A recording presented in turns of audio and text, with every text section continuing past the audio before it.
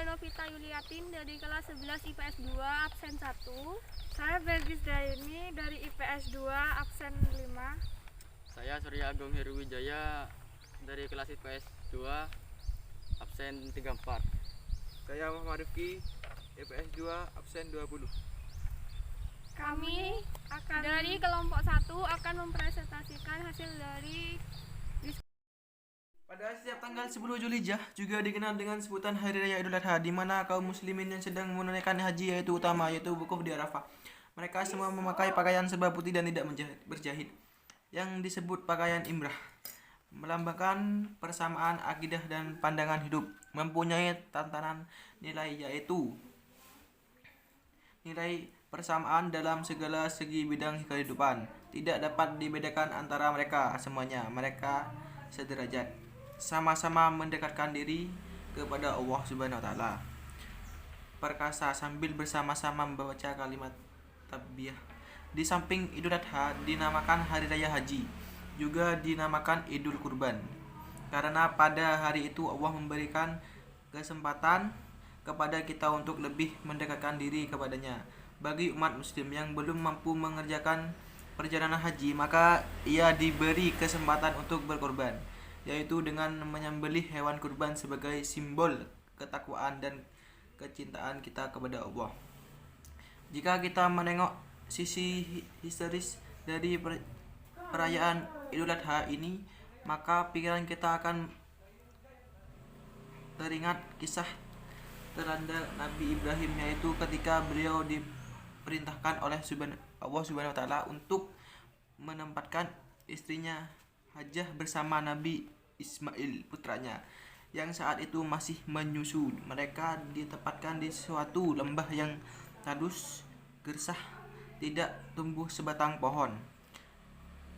Lembah itu demikian sunyi dan sepi, tidak ada penghuni seorang pun. Nabi Ibrahim sendiri tidak tahu apa maksud sebenarnya dari wahyu Allah yang menyuruh menempatkan istri dan putranya yang masih bayi itu ditempatkan di suatu tempat paling asing di sebelah utara, kurun lebih 1600 km dari negaranya sendiri, Palestina. Tapi baik Nabi Ibrahim maupun istri Siti Hajah menerima perintah itu dengan ikhlas dan penuh tawakal.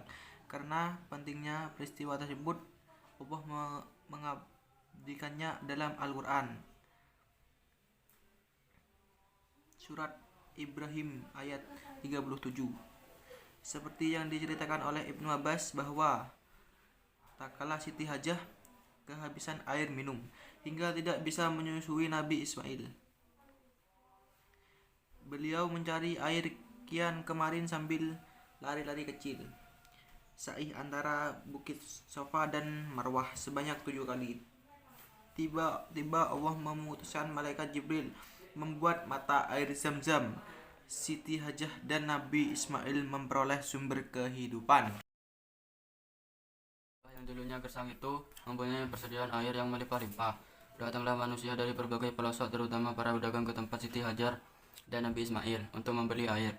Datang rezeki dari berbagai penjuru dan makmurlah tempat sekitarnya. Akhirnya lembah itu hingga saat ini terkenal dengan kota Mekah, sebuah kota yang aman dan makmur. Berkat doa Nabi Ibrahim dan berkat kecakapan seorang ibu dalam mengelola kota dan masyarakat, kota Mekah yang aman dan makmur dilukiskan oleh Allah kepada Nabi Muhammad dalam Al-Quran. Quran Surat Al-Baqarah ayat 126. Dari ayat tersebut kita memperoleh bukti yang jelas bahwa kota Mekah hingga saat ini memiliki kemakmuran yang melimpah. Jemaah haji dari seluruh penjuru dunia memperoleh fasilitas yang cukup selama melakukan ibadah haji maupun umrah. Hal itu membuktikan dekat kemakmuran modern dalam tata pemerintahan dan ekonomi, serta keamanan hukum sebagai faktor utama kemakmuran rakyat yang mengumumkan.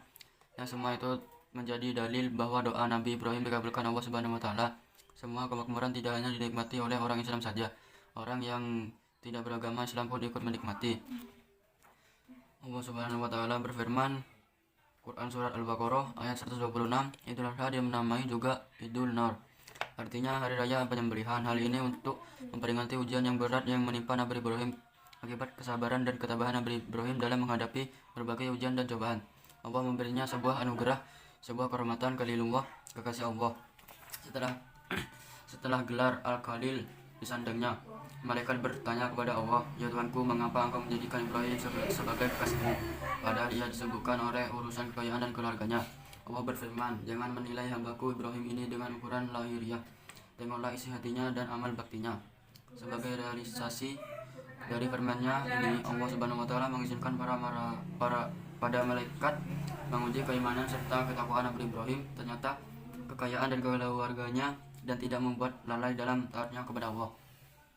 Dalam kitab Misyakatul Anwar disebutkan bahwa konon Nabi Ibrahim memiliki kekayaan 1000 ekor domba ikat lembu dan 100 ekor unta. Riwayat lain mengatakan kekayaan Nabi Ibrahim mencapai 12.000 ekor ternak, suatu jumlah yang menurut orang di zamannya adalah tergolong miliuner. Ketika pada suatu hari Ibrahim ditanya oleh seorang, "Milik siapa ternak sebanyak ini?" Maka dijawabnya, "Punya Allah, tapi kini masih milikku. Sewaktu-waktu bila Allah menghendaki, aku serahkan semuanya. Jangankan cuma ternak, bila Allah meminta anak kesayanganku Ismail, niscaya akan aku serahkan juga."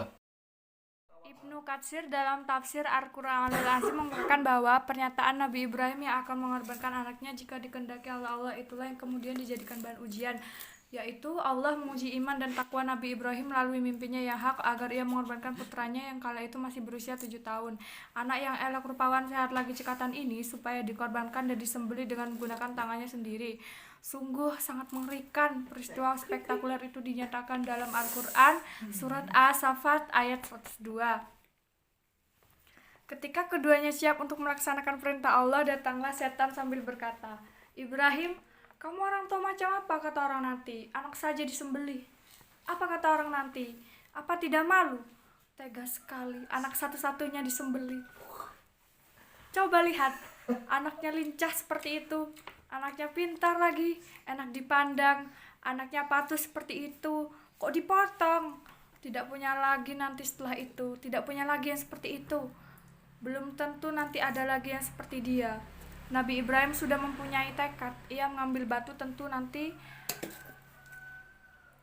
batu lalu mengucapkan, "Bismillahi Allahu Akbar." Batu itu dilempar. Akhirnya seluruh jamaah haji sekarang mengikuti apa yang dulu dilakukan Nabi Ibrahim ini di dalam mengusir setan dengan melempar batu sambil mengatakan Bismillahi Allahu Akbar.